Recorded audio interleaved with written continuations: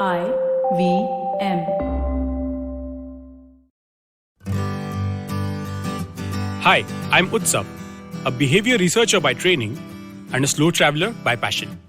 Postcards from Nowhere is a travel podcast where I condense a decade of travel experiences and explore not just the where, but also the why and how to travel. My stories emerged from slow traveling the less explored parts of the world: Bosnia and Herzegovina, Armenia, Uzbekistan, and even China. At the end of each story, I give practical tips and new ideas about how to travel better.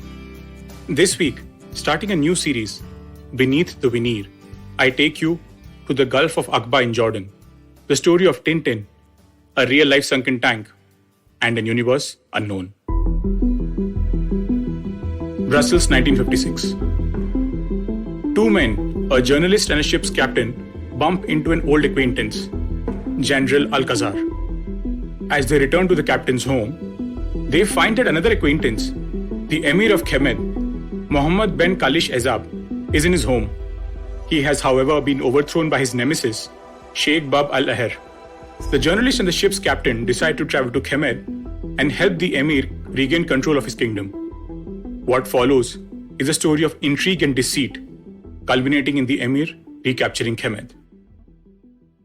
If you are wondering in which country did all this action take place, you would be hard-pressed to find it on a map. And not just a map of today, but any map which existed in history. Simply because Kemed is fictional.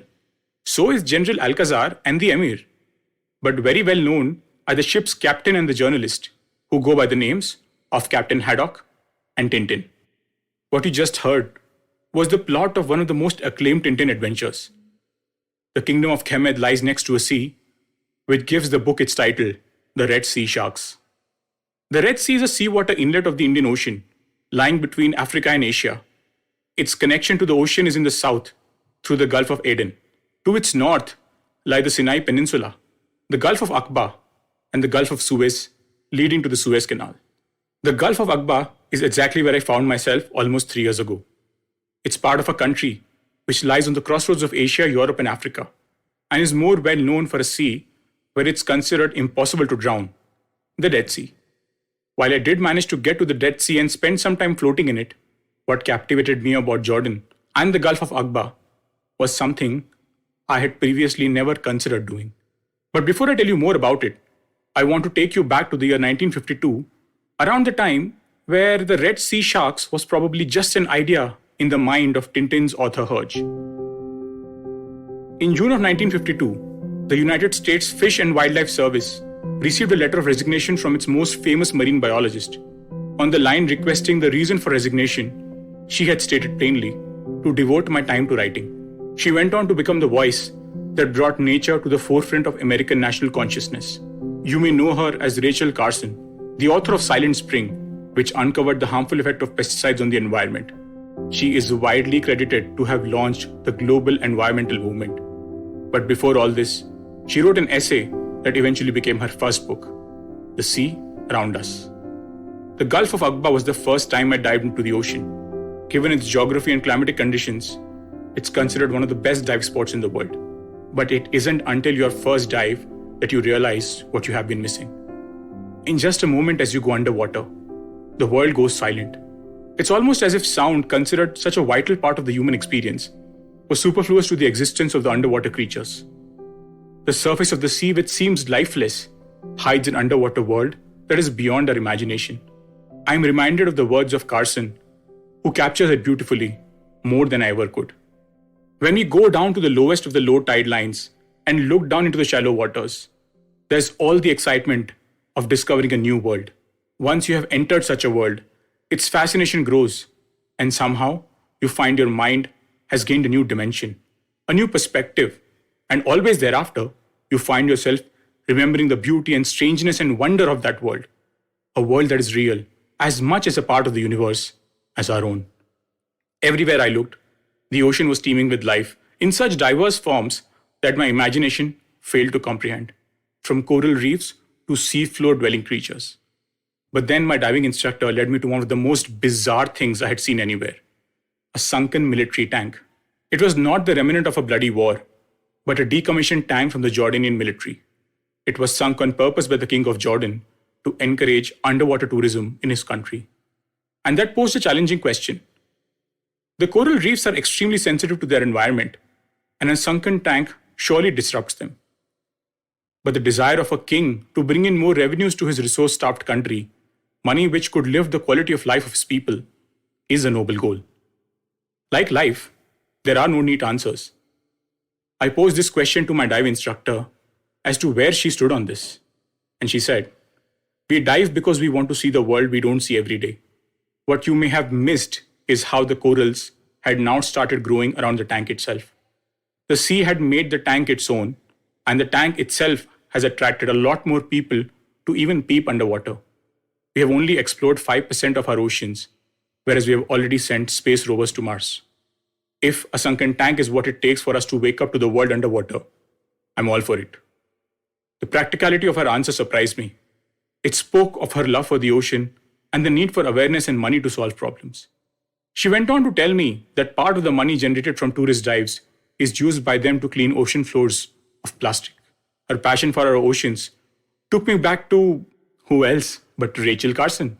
The next time you have a chance to dive, just go for it, because you absolutely do not know what you have been missing. I will leave you with some of Carson's finest words. Who has known the ocean? Neither you nor I, with our earth-bound senses, know the foam and surge of the tide that beats over the crab hiding under the seaweed of his tide pool home, or the lilt of the long, slow swells of mid-ocean, where shoals of wandering fish prey and are preyed upon, and the dolphin breaks the waves to breathe the upper atmosphere. Nor can we know the vicissitudes of life on the ocean floor, where sunlight, filtering through 100 feet of water, makes but a fleeting bluish twilight in which dwell sponge and mollusk and starfish and coral, where swarms of diminutive fish twinkle through the dusk like a silver rain of meteors, and eels lie in wait among the rocks. Even less is it given to man to descend those 6 incomprehensible miles into the recesses of the abyss, where reign utter silence and unvarying cold and eternal night. To sense this world of waters known to the creatures of the sea, we must shed our human perceptions of length, breadth, time and place, and enter vicariously into a universe of all-pervading water.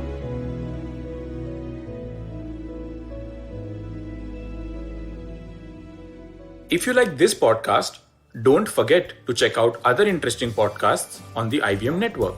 You can listen to us on the IVM Podcast app or ivmpodcast.com. You can also follow us on our social media. We are at IVM Podcasts on Twitter and Instagram. If you want to reach out to me, I am Utsav Memory on Twitter and YVTravel42 on Instagram.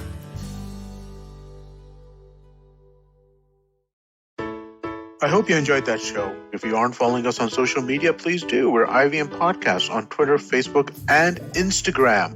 We'd like to thank the sponsors on the network this week. Thank you so much to Cred, Ciet, and Global Victoria. Without you guys, this thing would not be possible.